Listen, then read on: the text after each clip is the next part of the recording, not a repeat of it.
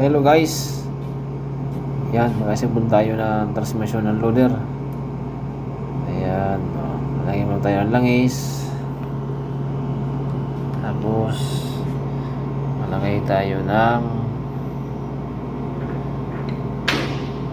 piston housing. Ayan. Ayan guys, meron tayong nalagay niyang cover. Ayan, tatakpan natin. Ayan guys, ang piston housing nya. Ayan, gamit natin. Sentro sa kanyang pin guide. Ayan, ayan ang pin guide nya. Kailangan sentro yan.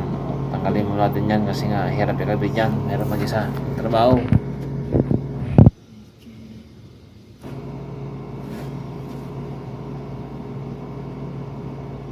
Ayan, salpag mo natin.